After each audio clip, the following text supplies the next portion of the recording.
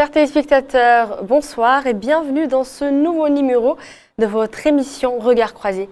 Ce soir, nous avons comme thématique l'éducation financière. Deux mots simples, en univers complexe, elles conditionnent notre façon de bâtir, d'investir et de sécuriser notre avenir. Qu'est-ce que c'est que vraiment une compétence innée, en savoir à acquérir? Pourquoi reste-t-elle absente des priorités alors qu'elle est si importante dans notre économie nationale? Nous essayerons ce soir de croiser le regard autour de cette thématique. Pour ce faire, nous accueillons mon invité du jour, Zul Fagrar Ba, informaticien de formation. Il a rejoint la Banque centrale de Mauritanie où il a dirigé le département d'éducation financière avant de prendre la tête du pôle paiement numérique. Son objectif, rendre la finance plus accessible, plus verte et plus moderne. Avec lui, nous allons explorer à la croisée de la technologie et de la pédagogie comment mieux gérer nos finances et comprendre les enjeux de l'éducation financière. Bonsoir. Bonsoir Madame Fall. Bonsoir à vous, merci d'avoir répondu présent. C'est un plaisir. En tout cas, merci à vous aussi de nous avoir donné cet honneur et de nous avoir invités à cette émission. C'est un grand plaisir d'être présent ici. Et aussi, c'est une grande opportunité de venir parler de ce sujet qui est crucial pour nous à la Banque centrale, qui est l'éducation financière, qui est maintenant un levier majeur de l'inclusion financière. Alors, pour éclairer la lanterne de nos chers téléspectateurs, on va commencer par définir ou parler de l'éducation financière concrètement. Qu'est-ce que c'est que l'éducation financière? Alors, c'est une très bonne question. Déjà, c'est bien de comprendre l'éducation financière, c'est quoi, et c'est quoi aussi l'objectif de l'éducation financière. Alors, pour répondre à votre question, l'éducation financière, c'est un ensemble de processus ou bien de mécanismes qui permettent à des personnes, en tout cas, d'acquérir des connaissances, des compétences et aussi de la confiance dans leur vie au quotidien en ce qui concerne leurs finances, donc et l'utilisation aussi des services financiers. Donc, en gros, on a l'aspect connaissance qui est la littératie, comme on appelle la littératie financière, donc tout ce qui est documentation, culture financière, et l'aspect aussi capacité, donc compétence, qui permet maintenant de pouvoir utiliser cette connaissance, cette culture financière dans sa vie quotidienne, donc notamment dans la gestion de ses services financiers ou bien de son argent. Donc en gros, c'est ça l'éducation financière. Alors diriez-vous pourquoi cette compétence est-elle importante pour tout citoyen? Alors elle est très importante, beaucoup même, pour tout citoyen d'acquérir non seulement ses connaissances en finance, mais aussi d'acquérir des aptitudes, des compétences dans la gestion financière. Pourquoi? Parce que quel que soit en tout cas notre niveau, que ce soit social, notre niveau de compétence, on a des revenus, on fait des dépenses, on utilise des services financiers. Donc, à un moment donné, il nous faut un minimum de connaissances financières et de compétences financières pour pouvoir gérer au quotidien soit nos dépenses et nos entrées d'argent. Donc, c'est important. Alors, on est d'accord que c'est, on va dire, une compétence qui doit être acquise par tout citoyen, la compréhension de ce qu'est la finance et l'éducation financière. Alors, pourquoi, on va dire, pourquoi l'éducation financière est-elle absente du système éducatif de base, où ceux qui apprennent l'éducation financière sont simplement ceux qui sont orientés vers les finances et non pas le citoyen lambda tel qu'il est?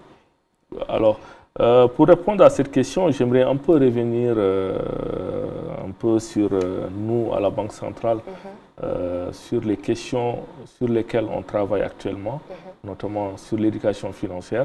Effectivement, vous avez fait une bonne remarque. Pour l'instant, en Mauritanie, il n'existe pas, en tout cas, l'éducation financière n'est pas intégrée dans notre système éducatif ou bien que ce soit au primaire, au lycée, au secondaire, même au supérieur. Donc c'est pour cela, nous, à la Banque centrale de Mauritanie, Dans le cadre de notre stratégie nationale de l'inclusion financière qui est d'horizon 2023-2028, nous avons mis en place en tout cas une stratégie d'éducation financière qui est le deuxième pilier de la stratégie de l'inclusion financière, qui va permettre en tout cas de faire parvenir en tout cas la culture financière, les compétences financières à toutes les catégories de la population, notamment les enfants, les jeunes, les personnes âgées, les femmes et aussi ceux qui sont dans l'informel. C'est pour cela que nous sommes en train de travailler avec différents secteurs, notamment le ministère de l'Éducation nationale, le ministère de la formation professionnelle, le ministère des femmes, ainsi que d'autres acteurs pour pouvoir en tout cas faire des conventions pour voir comment on intègre l'éducation financière dans les programmes éducatifs, que ce soit au primaire, au secondaire et dans le supérieur. D'accord. Justement, à la Banque centrale, vous avez lancé plusieurs initiatives pour promouvoir l'éducation financière, n'est-ce pas? Alors, comment celle-ci contribue-t-elle à mieux informer et protéger les citoyens? Effectivement, à la Banque centrale de Mauritanie, dans le cadre de la mise en œuvre de la stratégie nationale de l'éducation financière qui a été élaborée et validée en 2024, nous avons lancé notre premier programme national d'éducation financière qui s'articule autour de 5 thématiques de base, de finances de base, notamment l'épargne, la budgétisation, les services financiers numériques, les instruments de paiement et les produits de financement. Alors ces cinq thématiques ont été vraiment élaborées pour s'aligner sur la capacité de nos cibles. Je rappelle la cible, les principales cibles de notre programme ou de notre stratégie d'éducation financière sont les femmes, les jeunes, les personnes rurales, les agriculteurs, les pêcheurs, donc tout ce qui tourne autour des MP, ME et PME. Donc, sur la base de ces cibles-là, nous avons élaboré plusieurs vidéos éducatives, plus exactement 156 vidéos sous forme de spots vidéo de maximum 3 minutes dans 6 langues, notamment dans les 4 langues nationales, Pulaar, Wolof, Soninké, Hassania, français et arabe. Donc ce programme a été déployé via les canaux tels que les réseaux sociaux, la télévision nationale et la radio nationale. Donc en tout cas, nous pensons vraiment que ce programme a eu quand même un impact sur ces populations-là. Et je rappelle que ce n'est pas que ça ne va pas s'arrêter qu'au seul programme. Il y a d'autres programmes qui viennent, qui vont intégrer d'autres thématiques et qui va aussi élargir un peu les cibles. D'accord, tout ça dans le but de vulgariser au maximum l'éducation financière. Alors, quel est le rôle de la Banque centrale dans la régulation des institutions financières et dans la protection des consommateurs? Alors, comme vous savez, la Banque centrale, c'est le régulateur de tous les, en tout cas de tout l'écosystème financier. En plus de son rôle de régulateur, aussi, on a une casquette de promotion des services financiers. Et donc, dans le cadre de son rôle de régulateur aussi, on participe à la protection des consommateurs des services financiers. Et l'éducation financière est un des moyens pour protéger les consommateurs. Parce qu'un consommateur, une personne qui a des compétences en éducation financière, qui a des notions de base sur la finance et qui connaît les produits financiers, qui donc est plus à même à lutter contre les fraudes, les risques d'endettement et tous les fléaux qui tournent autour, en tout cas, de ces risques-là. Donc, c'est pour ça que nous, à la Banque centrale de Mauritanie, à travers notre premier programme, nous avons voulu, notamment sur la thématique instruments de paiement, services financiers numériques, parce que maintenant, il y a eu une forte émergence des services financiers numériques. Donc nous avons voulu mettre l'accent sur comment utiliser ces services financiers numériques, comment se protéger contre les risques de fraude. Donc, et aussi pour ce qui est de la protection des consommateurs, nous sommes en train de travailler sur un projet en tout cas de gestion des plaintes des consommateurs de services financiers à travers une plateforme.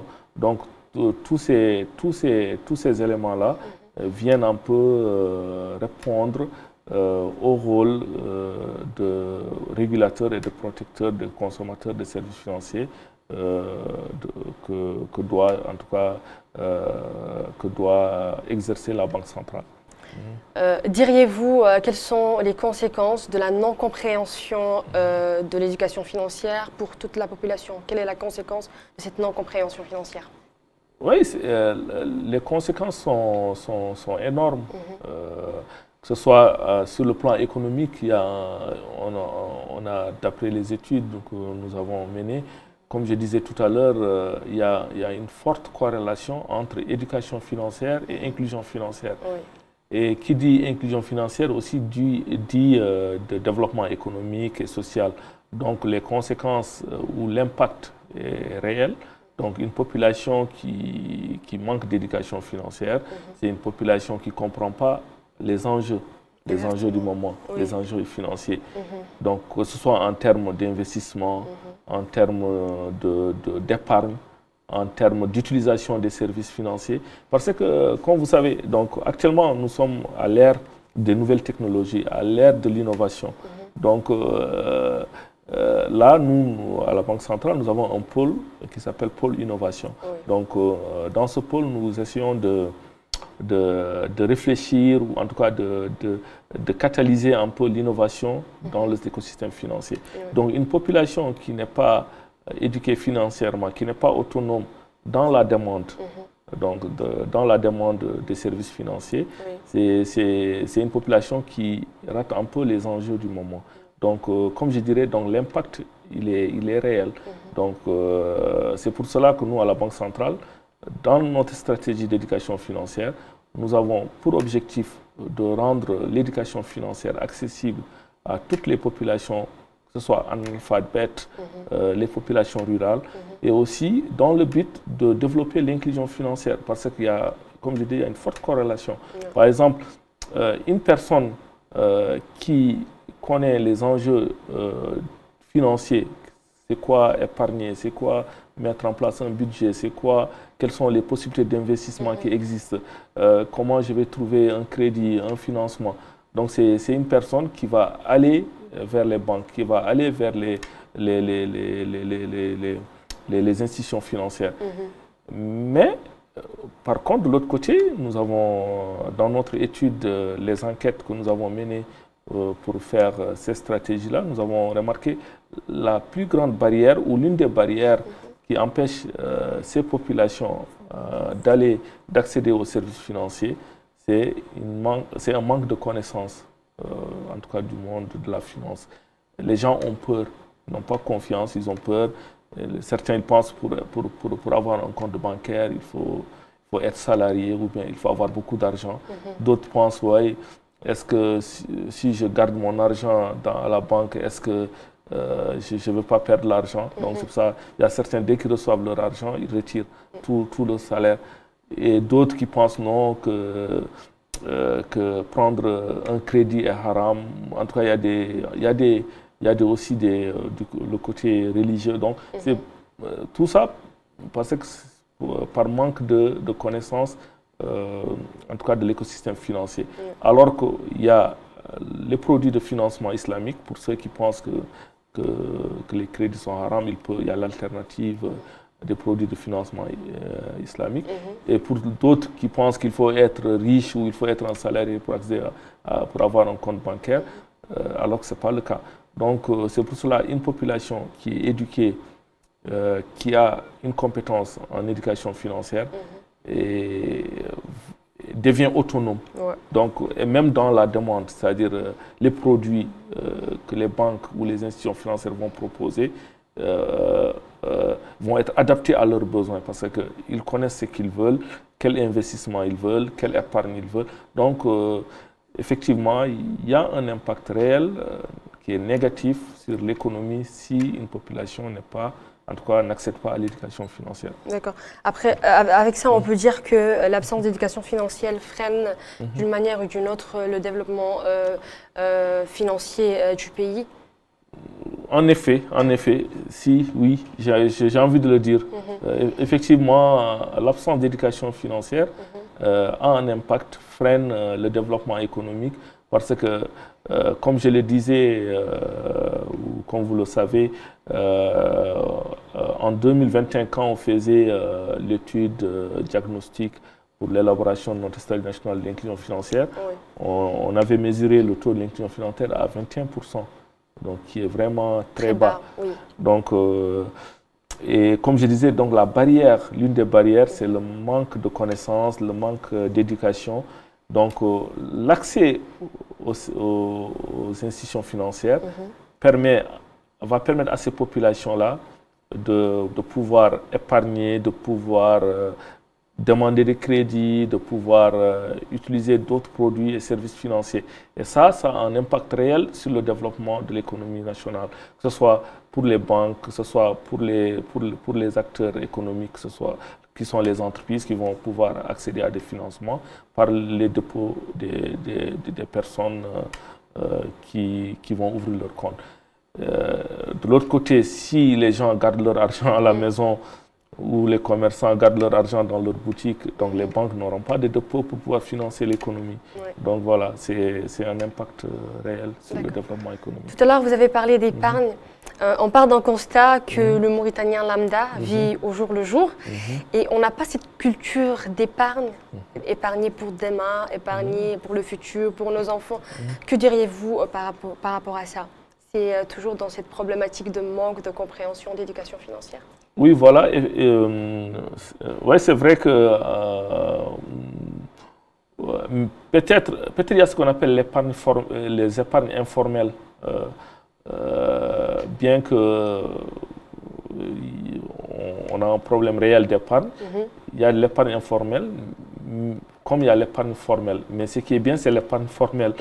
Et ça, vraiment, il y a un manque de connaissances sur les produits d'épargne qu'offrent les institutions financières. C'est pour cela.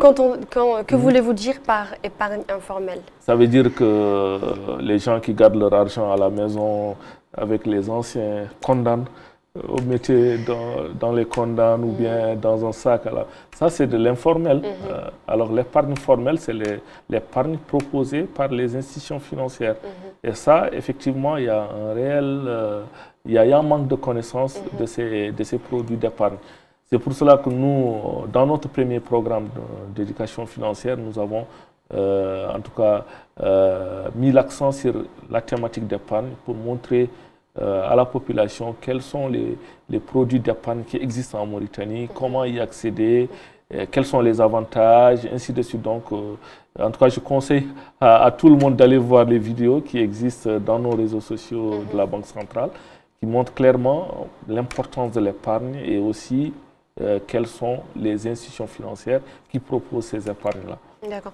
Alors, vous, à la Banque centrale, sous la supervision, comment dire, vous encouragez des pratiques saines et transparentes par rapport à tout ce qui est épargne, ou pas? Oui, effectivement, en tant que régulateur, nous sommes garants de la protection des consommateurs de services financiers. Effectivement, nous mettons l'accent sur la transparence et aussi sur les intérêts des consommateurs de services financiers. Donc, effectivement, il y a non seulement, comme je disais, que nous sommes en train de travailler sur l'aspect protection des consommateurs, que ce soit en termes de process, de dispositifs de réclamation ou même d'intermédiation par rapport aux problèmes que rencontrent quotidiennement les consommateurs de services financiers, mais aussi même dans la sensibilisation, que ce soit le premier programme que nous avons mis en place et les programmes qui vont arriver. nous sensibilisons sur tous ces problèmes liés à la transparence, aux risques, et ainsi de suite. D'accord. Vous diriez-vous que c'est un problème de moyens, de confiance, banques et institutions, ou tout simplement de discipline? C'est-à-dire l'épargne? L'épargne ou tout ce qui est le manque de confiance du citoyen par rapport à la banque. Je garde mon argent chez moi, je ne veux pas aller amener mon argent à la banque, je retire mon argent direct. Est-ce un problème de manque de confiance ou simplement de discipline ou de non-connaissance Moi, je dirais que c'est un problème. Le gros problème, c'est la non-connaissance. Et cette non-connaissance entraîne un problème de confiance. Oui. Parce que quand tu ne connais pas quelque chose, tu ne peux pas avoir confiance à cette chose. Donc, c'est pour cela que nous avons mis l'accent sur la culture financière. C'est-à-dire, déjà, faire connaître à la population toutes les couches, surtout les couches vulnérables, c'est quoi les banques, c'est quoi les services financiers tels que l'épargne, c'est quoi le budget, c'est quoi les instruments de paiement. Donc, quand ces populations-là vont avoir cette culture-là et cette connaissance financière, là, elles auront confiance aux institutions financières. Elles sauront aussi c'est quoi le rôle de la Banque centrale. Oui. C'est quoi le rôle de la Banque centrale, c'est quoi la monnaie, c'est quoi l'ouguiya, c'est quoi. Donc, toutes ces questions-là vont faire en tout cas, vont permettre à ces personnes, voilà, d'avoir une idée plus globale, en tout cas, de l'écosystème financier. Et ça va nécessairement entraîner, en tout cas, l'augmentation de la confiance aux institutions financières. Et ça va entraîner aussi, en tout cas, leur adoption. Donc, c'est ça. Donc, moi, je pense que c'est surtout le gros problème, c'est le manque de connaissances. Et nous travaillons sur ça à la Banque centrale, comme je disais, et même nous pensons à toutes les couches, à toutes les tranches de population, que ce soit les enfants. Nous voulons que l'éducation financière commence au bas âge, à l'école primaire, que ça continue jusqu'à l'université. Donc nous sommes en train de voir comment travailler avec les différents ministères en tout cas pour intégrer l'éducation financière dans les programmes nationaux éducatifs. Et aussi à côté, nous sommes en train de mettre en place des plateformes, soit une application mobile d'éducation financière qui va permettre à toutes les couches de la population d'accéder à de la littérature financière, que ce soit en termes de vidéos, en termes d'articles, de quiz, même des quiz pour les enfants, qui vont permettre, en tout cas, c'est une façon ludique de faire connaître les enfants, ou en tout cas de faire enseigner les enfants l'éducation financière à travers des jeux, des quiz, et aussi pour les populations, par exemple, qui ne sont pas éduqués, qui ne peuvent pas lire, ou que ce soit dans toutes les langues. On a des contenus vidéo dans les langues nationales, en Hassaniya, en Pulaar, en Wolof, en Soninké. Donc, il y aura cette application-là qui va être disponible bientôt. Et aussi une plateforme web. Là, c'est plus large. C'est à toutes les populations, que ce soit les entreprises, les micros, les petites, les moyennes, et aussi ceux qui sont dans l'informel pourront accéder à des contenus qui vont leur permettre déjà d'avoir une connaissance plus fine et plus globale du secteur financier, et aussi quelles sont les possibilités qu'offrent en tout cas les institutions financières pour le développement de leurs activités. Oui. Indépendamment de cette politique, y a-t-il une autre politique pour introduire l'éducation financière dans la vie quotidienne des jeunes, des familles, des commerçants, indépendamment des vidéos, pour plus de compréhension, mais quelque chose de plus, on va dire, pédagogique? Plus pédagogique, oui, bien sûr, nous sommes en train de travailler et de penser à toute initiative qui pourrait quand même permettre de faire accéder l'éducation financière dans le quotidien des Mauritaniens. On pense à plusieurs initiatives peut-être qui sont encore en discussion, mais telles que des campagnes, des campagnes comment on appelle ça, des campagnes dans les villes, villages. Aussi, on a des modules de formation qui sont destinés à des formateurs. Oui, là, on a des modules qui sont déjà prêts. On va travailler sur ça. On va former des formateurs qui vont aller, en tout cas, disposer des formations à des groupes cibles, que ce soit des femmes, des jeunes, des agriculteurs, des pêcheurs, en tout cas dans leur localité. Donc, c'est des initiatives de ce genre sur lesquelles nous sommes en train de penser. Et pourquoi pas aussi approcher les associations des jeunes, les associations des femmes, en tout cas pour leur permettre d'accéder à des contenus éducatifs qui, à leur tour, ils pourront aussi vulgariser auprès de leurs adhérents ou auprès de leurs, en tout cas, partenaires. Voilà. D'accord, on va un peu parler, on va essayer de solutionner, on va dire. Alors, c'est une question de connaissance sur la question. Alors, quel outil simple d'épargne et de gestion accessible dont vous pouvez nous parler là tout de suite pour toute personne qui aimerait, à travers cette émission, avoir quelques notions de l'éducation financière, de comment épargner, de comment dirais-je, investir. Ok. En tout cas, merci pour cette question. Pour répondre, le plus simple, c'est d'aller visiter notre page Facebook de la Banque centrale. Sur l'onglet vidéo, vous allez trouver toutes les vidéos sur l'épargne dans toutes les langues nationales, en français et en arabe. Mais pour aussi apporter un peu, voilà, en live ici, pour l'épargne, vous avez plusieurs institutions financières qui proposent l'épargne. On a les microfinances, soit, je ne vais pas les citer, mais par exemple l'exemple Procapec, Guiquet, pour ne pas en citer. Donc on a les banques, toutes les banques proposent des produits d'épargne qui sont rémunérés, et pour ceux, par exemple, qui souhaitent épargner selon les préceptes de l'islam, aussi les banques disposent des agences qu'on appelle des agences islamiques. Donc ils peuvent s'approcher de ces banques-là pour voir quelles sont les agences qui proposent des épargnes islamiques. Ça existe. Alors, et pour d'autres aspects de l'éducation financière, par exemple, pour le budget, là, nous avons développé toute une formation sur ça. Comment gérer son budget. C'est important.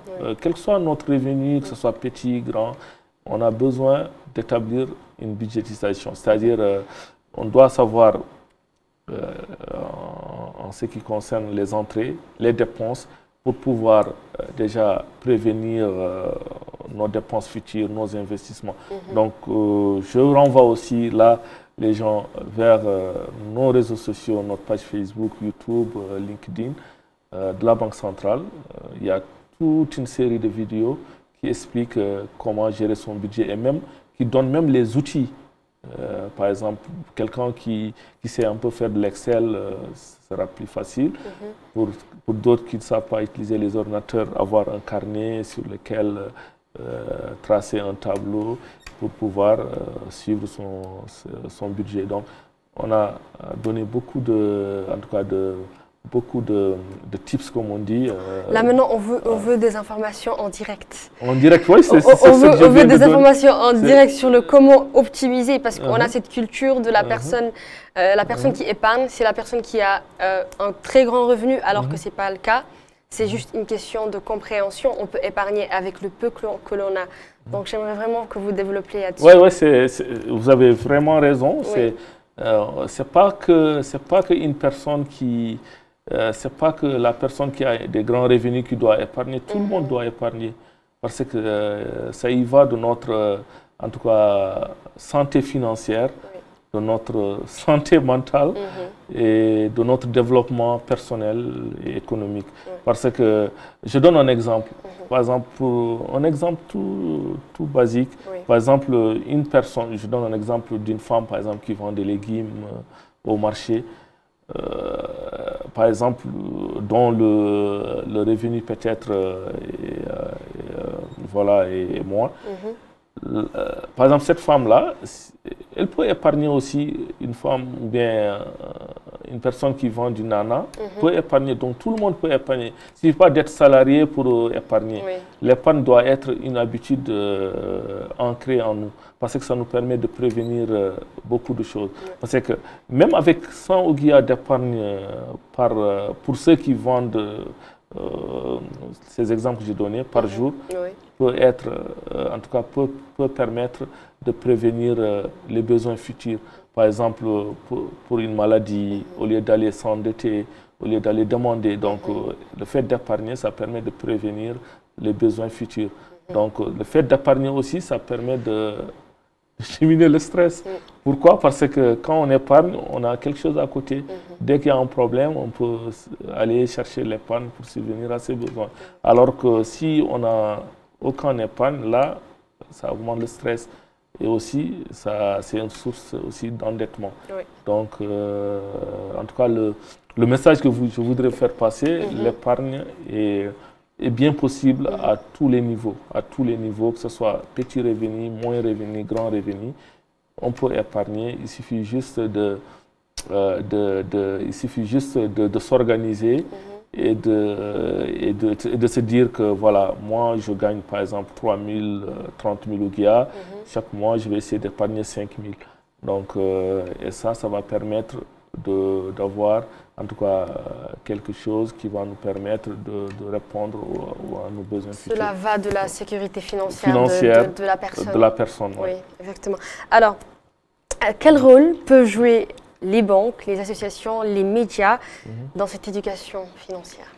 Alors, c'est une très bonne question. Tous ces acteurs que vous venez de citer font partie prenante de notre, en tout cas de notre stratégie. Donc, soit les banques, en tout cas toutes les institutions financières, que ce soit les acteurs associatifs, font partie prenante de notre stratégie. Ils ont un grand rôle à jouer parce que c'est pour les banques, par exemple, pour les institutions financières, parce qu'elles aussi, elles ont besoin que les gens soient bien éduqués financièrement. Parce que quand les gens sont bien éduqués financièrement, ils ont la confiance de ces institutions. Ils vont venir vers ces institutions, ils vont commencer à ouvrir leur compte, ils vont commencer à déposer leur revenu ou en tout cas leur argent. Et ça va permettre à ces institutions financières d'avoir du dépôt qu'ils pourront, en tout cas, qu'elles pourront investir, prêter à des investisseurs, à des entreprises. Donc tout le monde est gagnant dans en tout cas dans ce cercle, là. Donc voilà, moi je pense qu'ils ont un grand rôle à jouer. C'est pour ça que nous les avons associés. Par exemple à la Banque centrale, dans le cadre de la gouvernance de la stratégie nationale d'éducation financière, nous avons un groupe de travail dédié à l'éducation financière dont fait partie les banques, les microfinances et d'autres acteurs, par exemple des ministères. Donc tout ce que nous faisons, on en discute ensemble et nous incitons aussi ces institutions financières à leur tour d'inclure, en tout cas dans leur politique ou dans leur stratégie, l'éducation financière. C'est-à-dire, c'est vrai qu'on est l'acteur principal, mais aussi c'est des acteurs, donc ils peuvent aussi jouer le rôle en tout cas de catalyseur de l'éducation financière en proposant des sujets, en tout cas des formations, du contenu éducatif à leurs clients ou à toute la population. D'accord. Nous arrivons au terme de cette émission. Avez-vous un conseil concret, simple pour chacun dès aujourd'hui, à prendre conscience de la valeur de son argent, de la valeur de l'éducation financière et de la valeur d'acquérir ses compétences sur la question? Alors,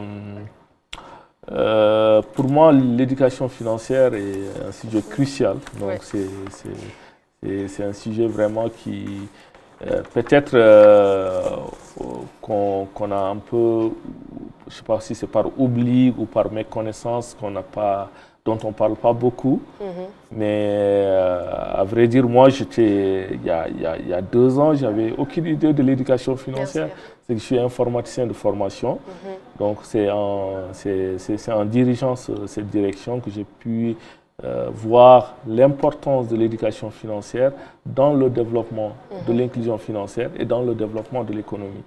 Et pourquoi aussi, dans les enquêtes, les études que nous avons faites, nous avons pu observer qu'effectivement, l'une des grandes barrières qui empêche le développement de l'inclusion financière ou de l'économie en général, la pauvreté, c'est le manque de connaissances financières. Donc les gens ont peur ou bien n'ont pas confiance aux institutions financières.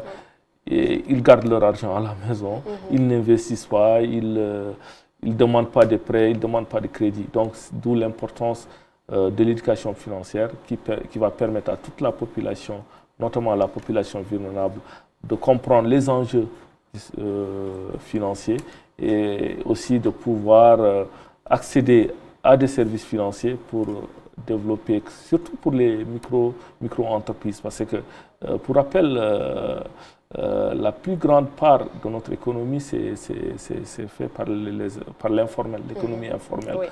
Donc, on a besoin que cette population-là soit éduquée financièrement pour qu'elle puisse accéder au contenu financier, pour qu'elle puisse aller vers les banques, les institutions financières, pour qu'elles puissent aller faire leur dépôt d'argent, épargner, accéder à des produits de financement pour développer leurs entreprises, leurs micro-entreprises. Et en développant leurs micro-entreprises, ça va développer l'économie du pays. Ça va donc, tout ça pour dire que l'éducation financière est un pilier du développement, si on veut dire. Alors, merci. Nous arrivons enfin à la fin de cet épisode. Merci à vous aussi, chers téléspectateurs. J'espère que cet échange fut fructueux et que cela vous a permis de comprendre les enjeux et l'importance de l'éducation financière. À très bientôt pour un nouvel épisode de votre émission Regard croisé. Et d'ici là, prenez soin de vous et de votre portefeuille. Merci. Merci.